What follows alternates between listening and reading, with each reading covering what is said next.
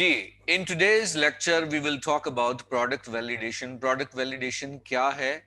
Product validation ये होती है कि जब आप प्रोडक्ट रिसर्च करते हैं from your daily life या from Amazon, from anywhere, you got an idea कि ये प्रोडक्ट है जिसको Amazon पे बेचा जा सकता है. तो अब हमने बगैर सोचे समझे या बगैर चीजों को वेरीफाई किए प्रोडक्ट को लॉन्च नहीं कर सकते. हमें कुछ स्टैट्स चेक करने होते हैं और उन स्टैट्स को वेरीफाई करना होता है. अगर वो प्रोडक्ट उन स्टैट्स को, उन टेस्ट को पास करती है तो वी कैन से कि हम आगे प्रोसीड कर सकते हैं. लेकिन अगर प्रोडक्ट उन टेस्ट पे पूरा नहीं उतरती तो you will leave that product and you will find another product. और वहां पे आपका प्रोडक्ट रिसर्च का जो प्रोसेस है वो चलता रहेगा जब तक कि आप कोई ऐसी प्रोडक्ट फाइंड ना कर रहे जो आपके क्राइटेरिया को पूरा पूरा मीट कर रही हो. तो हमने क्या करना होता है प्रोडक्ट वैलिडेशन के लिए? हम दो तीन चीजें हैं कि हम जब प्रोडक्ट्स, अभी मैं आपको दिखाऊंगा कि रेवेन्यू से सॉर्ट कर लेना है उसको, रिमूव इररेलेवेंट रिमूव कर देनी है, अवॉइड डुप्लीकेट, ये सारे अभी जब मैं वैलिडेशन करूंगा तो ये सारी चीजें करके बताऊंगा. इसको वक्ती तौर पे अभी आप भूल जाइए कि ये क्या है. जो पॉइंट्स पे आपने जोर देना है वो ये है, components of product validation. Product जब हमने वैलिडेट करना है whether it's a right product for us to launch or not, तो उस पे हमने क्या करना है, इन पॉइंट्स को देखना है. सबसे पहले हम क्या देखते हैं, प्रोडक्ट के रिव्यूज देखते हैं. अब हमने देखना है कि अगर कोई प्रोडक्ट हमने देखा कि प्रोडक्ट लोग खरीद रहे हैं तो इसका मतलब लोग बेच भी रहे हैं और बेचने वाले जो है वो उसके उसके रिव्यूज आ रहे हैं. तो सबसे पहला जो पॉइंट हमने देखना है कि अगर कोई प्रोडक्ट ऑलरेडी बेच रहा है, फॉर एग्जांपल कोई वाटर बॉटल बेच रहा है, हम कहते हैं जी वाटर बॉटल हमने भी बेचनी है, तो पहला काम हम क्या करेंगे, अगर हम बेचना चाहते हैं तो हम टूल्स के जरिए डाटा फाइंड करके हमने रिव्यूज उसके चेक करने हैं. जैसे पहले हमने रिव्यू देखा कि आप रिव्यूज को क्या देखेंगे, रिव्यूज में आपका क्राइटेरिया क्या है, आपको मार्केट के हिसाब से देखना पड़ेगा क्योंकि यूएसए की मार्केट जो है वो ज्यादा कंपेटिटिव है. उसको उसका क्राइटेरिया और है, और अगर आप यूके की मार्केट को देखेंगे तो वो कंपैरेटिवली लेस कंपेटिटिव है, उस पे आपका क्राइटेरिया थोड़ा सा रिलैक्स है. For example we have to compete with the reviews. Low reviews are low competition. Low reviews का क्या मतलब है कि अभी मतलब कंपटीशन कम है, लेकिन अगर हाई रिव्यूज हैं किसी बंदे के, अगर 1000 2000 रिव्यूज हैं तो आपने वही प्रोडक्ट लॉन्च करनी है, तो भाई जब तक आपके रिव्यूज उसके बराबर नहीं हो जाते, सिंपल सा फॉर्मूला है, रिव्यूज बराबर नहीं हो जाते तब आप उसके बराबर नहीं आएंगे. और आपको, आपने टारगेट किस चीज को करना है कि you have to compete that person in reviews. अभी हम एक एक पॉइंट को देखेंगे कि आपका पहला टारगेट है कि आपने कैलकुलेट करना है कि जिस बंदे के कंपटीशन में मैं प्रोडक्ट लॉन्च कर रहा हूं वो बंदा भी वही प्रोडक्ट उसने लॉन्च की हुई है, मैंने भी उसी प्रोडक्ट को लॉन्च करना है. अब हमने करना है कि रिव्यूज को देखें. मार्केट आपने चूज की यूएसए. यूएसए में आपने, क्योंकि सबसे दुनिया की सबसे बड़ी मार्केट जो है वो यूएसए है, तो यूएसए में अगर आप बेच रहे हैं तो average review of top 10 seller 1500. आपने एक बंदे के ऊपर डिसीजन नहीं करना, आपने टॉप 10, वो टॉप 10 कैसे आपने करने, वो टूल्स के जरिए मैं आज आपको बताऊंगा कि एवरेज रिव्यूज जो हैं वो आपके, आपने देखना है कि 1500 जो है वो रिव्यूज होने चाहिए. उसके बाद अगर यूके में आप प्रोडक्ट लॉन्च करने, एवरेज रिव्यू ऑफ टॉप 10 1000. इससे ज्यादा नहीं होने चाहिए, क्योंकि अगर एवरेज रिव्यू जो है वो 3-4 हजार पे चले जाते हैं तो आपके लिए उसको compete करना मुश्किल हो जाएगा. हम यूएसए में तो 1500 तक भी compete कर लेंगे, और अगर यूके में है तो फिर हम अगर 1000 वाले से नीचे वाले को compete करें तो वो ज्यादा आसान हो जाएगा आपके लिए.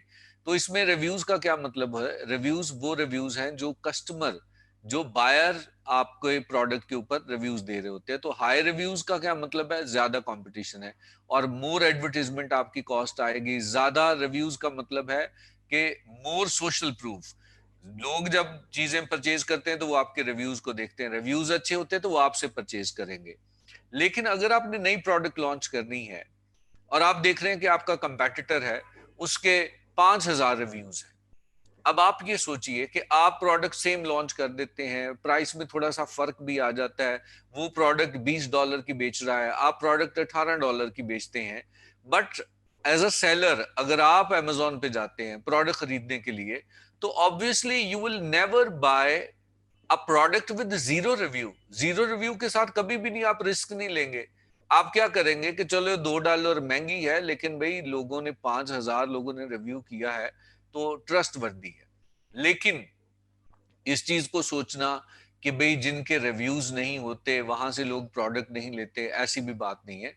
अमेजोन पे लोग नए सेलर्स को ट्राई करते हैं। उसकी वजह ये है कि जब नया सेलर आता है तो वो ज्यादा कॉन्शियस होता है, पीपल नो दिस। तो आपने इस चीज से डिसअपॉइंट नहीं हो जाना कि भाई मैं नया सेलर हूं तो लोग मुझसे चीजें नहीं खरीदेंगे। People will love to buy. और अगर आपकी क्वालिटी अच्छी होगी तो आप वहां पे मार्केट में एग्जिस्ट कर सकते हैं, compete कर सकते हैं, आहिस्ता आहिस्ता आपके रिव्यूज भी बढ़ जाएंगे। लेकिन ऑब्वियसली जिसके ज्यादा रिव्यूज होते हैं उसको कंपैटिटिव एडवांटेज होता है। तो अल्टीमेटली जब हमने प्रोडक्ट लॉन्च करनी है तो हमने भी रिव्यूज के ऊपर काम करना है कि हम अपनी प्रोडक्ट के रिव्यूज को प्लान करेंगे। वो लेटर ऑन मैं आपको बताऊंगा कि किस तरह से रिव्यूज हासिल किए जाते हैं। दूसरा जो क्राइटेरिया है वो है search volume. What is search volume? Search volume को आपको पता होना चाहिए कि जब amazon पे आप प्रोडक्ट जाते हैं तो कितने लोग, आपने प्रोडक्ट तो लॉन्च कर दी, लेकिन जो प्रोडक्ट लॉन्च की है उसको कितने लोग सर्च कर रहे हैं, उस कीवर्ड को कितने लोग सर्च कर रहे हैं। फॉर एग्जांपल मेरा कीवर्ड है जी वाटर बॉटल या मोटिवेशनल वाटर बॉटल। मैं ये लॉन्च करना चाहता हूं कि वाटर बॉटल जिसपे मोटिवेशन कोट्स लिखी हूं, मैं ये लॉन्च करना चाहता हूं। तो मैं क्या करूंगा, लॉन्च करने से पहले अमेजोन में जाके मैं देखूंगा कि कितने लोग इसको सर्च कर रहे हैं।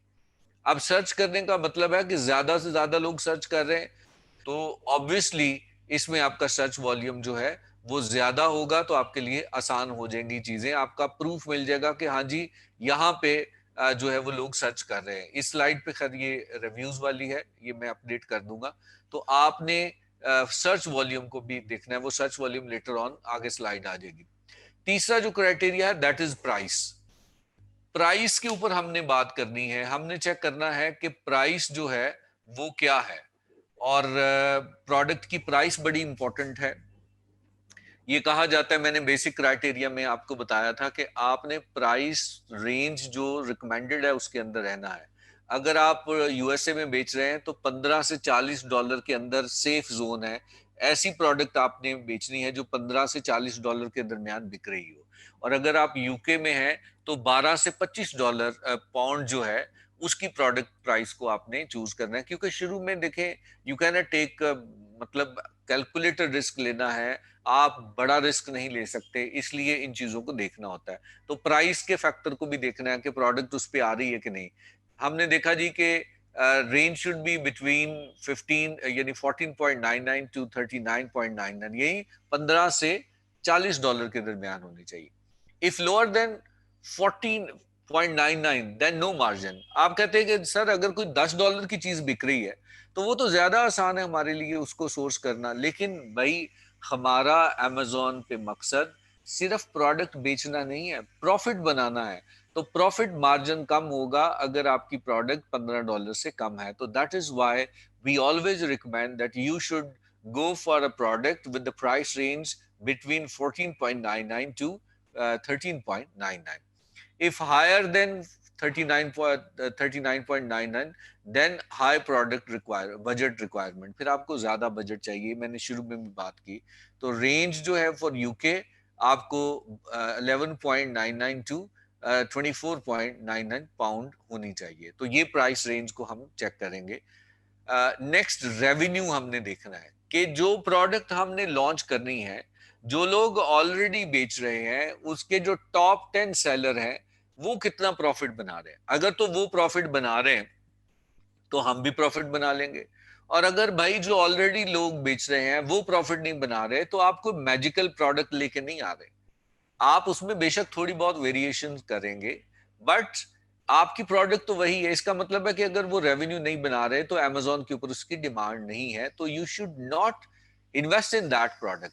लेकिन अगर टॉप 10 के आप जो है वो रिसर्च कर रहे हैं कि टॉप 10 का आप देख रहे हैं कि उनकी उनकी जो सेल है उनकी इतनी है। जैसे अब हम देखते हैं जी, top 10 for USA 10th seller selling more than $15,000। आप 10th सेलर को देखेंगे कि वो जो है वो अगर पहला दूसरा तीसरा यानी 10वां सेलर भी जो है वो $15,000 से ज्यादा की अगर सेल कर रहा है तो इसका मतलब है कि इसमें पोटेंशियल है। और यूके के लिए आपने देखना है कि 10th सेलर जो है वो अगर आपको इक्वलेंट टू $10,000, क्योंकि डेफिनेटली वो पाउंड्स में होगा, कुछ 6-7 हजार पाउंड जो है वो $10,000 के बराबर होते हैं। तो अगर आप ये देख रहे हैं कि आप यूके में हैं तो 7,000 पाउंड अगर वो बंदा बना रहा है तो आप कह सकते हैं जी कि इसमें पोटेंशियल है, रेवेन्यू लोग बना रहे हैं। अगर मैं ये सेम प्रोडक्ट या इससे मिलती जुलती प्रोडक्ट लॉन्च करूंगा तो इसमें रेवेन्यू के चांसेस हैं। नेक्स्ट क्या चीज चेक करनी है? Brand domination. ब्रांड डोमिनेशन का मतलब ये है कि कहीं पे ऐसा तो नहीं कि कोई एक ब्रांड है जो बहुत ज्यादा डोमिनेंट है। जैसे मैंने लास्ट लेक्चर में भी आपको कहा था कि आप शूज बेचना चाह रहे हैं और शूज में आप देख रहे हैं कि जो शूज आप बेचना चाह रहे हैं वो नाइकी भी बेच रहा है, जॉगर्स बेच रहे हैं। तो भाई नाइकी को compete करना या अमेजोन खुद बेच रहा है उसको compete करना वुड बी क्वाइट डिफिकल्ट। लोग वो प्रोडक्ट लॉन्च करते हैं जो बड़े बड़े ब्रांड लॉन्च जिन्होंने की होती है, लेकिन यू नीड सम एक्सपीरियंस। जब आपका 2-3 प्रोडक्ट लॉन्च हो जाए फिर आप उस पर कर सकते हैं, बिकॉज आपको वो सीक्रेट सॉस समझ आ जाती है कि भाई प्रोडक्ट कोई भी हो उसको सक्सेसफुल कैसे करना है। तो शुरू में आपने इस चीज को अवॉइड करना है। Top 10 listing should not have 3 or more listing of the same brand. आपने टॉप 10 लिस्टिंग देखनी है, उसमें देखना है कि एक ही ब्रांड बार बार ना आ रहा। एक दफा आ रहा है तो चलो ठीक है, लेकिन 3 या 3 से ज्यादा दफा अगर वो आ रहा है तो इसका मतलब है कि वो ब्रांड डोमिनेंसी है। One seller getting chunk of all sales is not good. और अगर आप देखते हैं कि एक ही सेलर है जो जिसकी ज्यादा सेल है, बाकी लोग बेच रहे हैं लेकिन कोई प्रॉफिट नहीं बना रहा, तो इसका मतलब ब्रांड डोमिनेशन है। तीसरा है 2 or 3 sellers getting all the chunks of sales is not good. और अगर एक नहीं बल्कि 2-3 लोग हैं जो प्रॉफिट बना रहे हैं, जिनकी ज्यादा सेल है, बाकी जो 20 लोग हैं वो ना होने के बराबर है, इसका मतलब है कि ये ऐसी मार्केट है जिसमें 2-3 लोगों ने इसको हाईजैक किया हुआ है। आप अभी नए सेलर हैं, आपके पास बजट भी लिमिटेड है, आपके पास अभी तजर्बा भी लिमिटेड है, so you should not go for any market जहां पे ब्रांड डोमिनेशन हो। आपने कोई ब्लू वाटर स्ट्रेटेजी जिसको हम कहते हैं ना, कि ऐसी जगह पे आपने जाना है जहां पे कंपटीशन कम हो, जहां पे बड़े ब्रांड ना बेच रहे हो, ताकि आप बेच सके। तो ये ढूंढना कोई मुश्किल काम नहीं है, just you need to be consistent. आपको रिसर्च आनी चाहिए, you will find the product के जहां पे आपको ब्रांड डोमिनेशन नहीं मिलेंगे, क्योंकि अमेजोन बहुत बड़ी मार्केट है, बिलियंस ऑफ प्रोडक्ट जो है वो बिक रही हैं और इसमें बहुत ज्यादा मार्जिन है अभी कि आप उसमें प्रोडक्ट लॉन्च कर सकते हैं। बट आपको कंसिस्टेंट होकर रिसर्च करनी है। रिसर्च करना, प्रोडक्ट हंट करना, ये थोड़ा सा सब्र आजमा काम है, तो इसमें आपने सब्र के साथ लगे रहना है। ट्रेंडी प्रोडक्ट नहीं होनी चाहिए। ट्रेंडी का मतलब है कि एक खास वक्त में उसकी डिमांड होती है, उसके बाद नहीं होती। तो अगर आपने ऐसी प्रोडक्ट को लॉन्च कर ली तो साल में 2-3 महीने तो बिकेगी, उसके बाद अगर आपको अमेजोन के वेयर हाउस में उसको रखना पड़ा तो उसका आपको नुकसान इतना हो जाएगा कि आपके लिए मुश्किल हो जाएगा।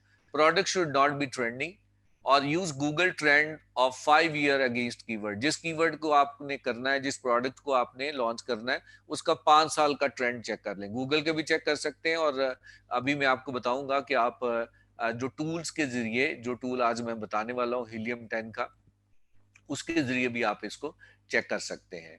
सीजनैलिटी नहीं होनी चाहिए, जैसे मैंने आपको बताया था कि एक खास सीजन की नहीं होनी चाहिए, जैसे क्रिसमस सीजन है, ईस्टर सीजन है, वैलेंटाइन है, ये सीजन होते हैं। तो अगर फॉर एग्जांपल जिन्होंने अभी वैलेंटाइन जो है वो आने वाला है, तो जिन लोगों ने वैलेंटाइन की प्रोडक्ट लगानी थी उन्होंने अमेजोन पे प्रोडक्ट जो है वो दिसंबर के अंदर उनकी पहुंच गई थी प्रोडक्ट, या जनवरी के अंदर उनकी प्रोडक्ट्स पहुंच गई थी। तो उन्होंने कैलकुलेट करके देखा कि हमने इतनी की प्रोडक्ट भेजनी है कि जो हमारी महीने के अंदर अंदर सेल हो जाए। वो ट्रेंड सेट कर चेक करके उनको पता चल जाता है कि 500 आइटम्स बिकेंगी या 600 आइटम बिकेंगी। वो पिछले 5 साल का ट्रेंड देख लेते हैं, तो उतनी का आइटम जो है वो सेल करते हैं। और वो सीजनल जो प्रोडक्ट होती हैं उनसे भी लोग प्रॉफिट बनाते हैं, वी कैन मेक प्रॉफिट, लेकिन विद प्लानिंग। ऐसे गलती से सीजनल प्रोडक्ट आपने लॉन्च नहीं की करनी। यूज गूगल ट्रेंड अब 5 ईयर अगेंस्ट कीवर्ड, इस पे भी 5 साल का ट्रेंड चेक करके तो आपने देखना है कि वो प्रोडक्ट कब कब बिकती है और कैसे बिकती है। वेट को भी आपने देखना है कि नॉट ओवरसाइज, ओवरसाइज जितना ओवरवेट होगी उतनी ज्यादा आपको कॉस्ट पड़ेगी। शुरू में तो आपने कोशिश करनी है कि कम से कम आपके पैसे लगे। Weight should not be more than 1.5 kg, 1.5 kilo से ज्यादा नहीं होनी चाहिए।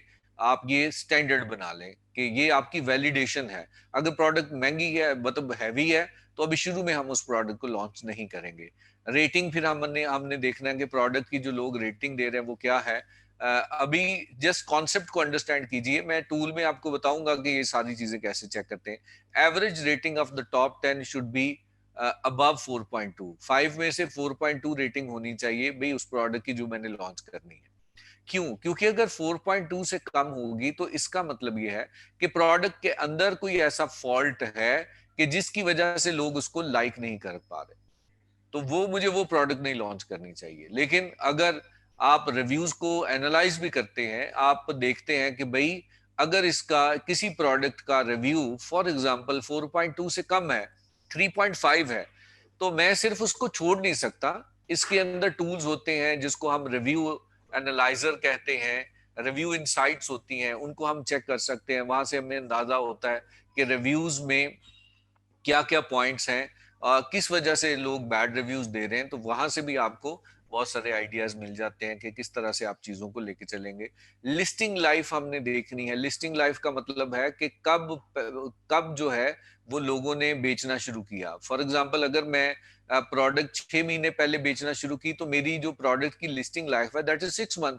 तो 6 मंथ में तो अभी प्रोडक्ट का पता नहीं चलता ना कि इसका ट्रेंड क्या होगा। लेकिन अगर आप लिस्टिंग देख रहे हैं कि लोग अच्छा प्रॉफिट बना रहे हैं, पिछले 2-3 सालों से जो बेच रहे हैं, तो वो फिर ठीक है। लेकिन अगर किसी ने 2 महीने पहले शुरू की है तो अभी तो ट्रेंड सेट नहीं होगा। तो इसमें जो क्राइटेरिया है वो कम से कम लिस्टिंग लाइफ जिसको आप देख रहे हैं उस प्रोडक्ट को कंपैरिजन कर रहे हैं, तो कम से कम उसके स्टैट्स पे आप एतबार करें जो कम कम से कम 6 महीने पुरानी प्रोडक्ट लॉन्च हुई हो।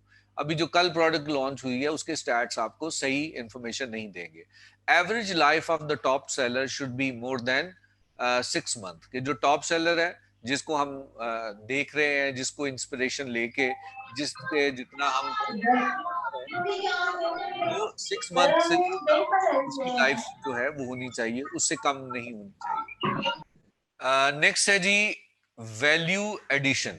आप ये चेक करें कि जो लोग बेच रहे हैं उनकी प्रोडक्ट के रिव्यूज में आपने जाके देखना है कि उनके कोई प्रॉब्लम्स तो होंगे ना। अगर लोग उसको 5 में से 5 रिव्यूज नहीं दे रहे, तो क्या प्रोडक्ट का फर्क है, मटेरियल का फर्क है, सर्विस का फर्क है, किस चीज पे बैड रिव्यू दे रहे हैं?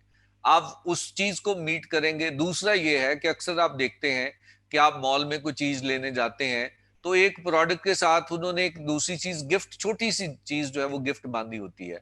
एक साइकोलॉजिकली ये है कि फॉर एग्जाम्पल आपने, अक्सर ऐसा होता है कि कोई घर की चीज खरीदते हैं, जैसे आप टूथपेस्ट खरीदने के लिए गए, तो टूथपेस्ट खरीद रहे हैं और आपको कहीं पे ऐसा नजर आता है कि एक टूथपेस्ट के साथ ब्रश भी लगा हुआ है। अब ब्रश लगा हुआ है लेकिन प्राइस में इतना ज्यादा फर्क नहीं है, प्राइस में बड़ा थोड़ा सा फर्क है। तो आप कहेंगे कि यार हाँ मुझे ब्रश भी तो चाहिए, तो जो इसके साथ फ्री मिल रहा है चलो ये मैं जो है वो ले लेता हूं। तो इस तरह की आपने देखनी है कि आप अपनी प्रोडक्ट को डिफरेंशिएट करने के लिए कोई ना कोई वैल्यू एडिशन करें। लेकिन वैल्यू एडिशन ऐसी नहीं करनी कि वो फायदे की बजाय आपको नुकसान ही हो जाए। यानी जैसे टूथपेस्ट जो है वो आप बेच रहे हैं $5 की, और ब्रश जो है वो बीच में लगा दें $4 का और बेच दें उसको $6 का, लोग खरीदेंगे तो धड़ाधड़। आपकी प्रोडक्ट लॉन्च होगी तो बिकना शुरू होगी, लेकिन जितनी चीजें बिकेंगी उतना नुकसान होता जाएगा। तो इस चीज को आपने अवॉइड करना है। हमने क्या करना होता है कि add a low price item as a value addition. कोई लो प्राइस आइटम के जो जिससे आपके प्रॉफिट में ज्यादा फर्क ना हो। फॉर एग्जाम्पल, आप एक प्रोडक्ट के पीछे $20 का प्रॉफिट बना रहे हैं, आप कहते हैं यार 20 की बजाय मैं $18 बना लेता हूँ, मैं $2 की ना वैल्यू एडिशन कर देता हूँ। तो yes, you can do that. उस तरह से आप लोगों को compete कर सकेंगे, अपने competitor को आप पीछे छोड़ सकते हैं। तो ये सारी चीज़ें आहिस्ता-आहिस्ता आप अंडरस्टैंड करेंगे। तो ये क्राइटेरिया है जी कि यूएसए के लिए क्राइटेरिया जो है वो डिफरेंट है और जो है वो यूके के लिए डिफरेंट है। तो ये मैंने सम अप जो मैंने किया है उसमें आप देख सकते हैं कि ये सारी चीज़ें मैंने बताई हैं। आप को मैं ये जो पीपीटीज़ हैं ये भी आपको ग्रुप पे शेयर करूँगा ताकि आप इसको देख सकें।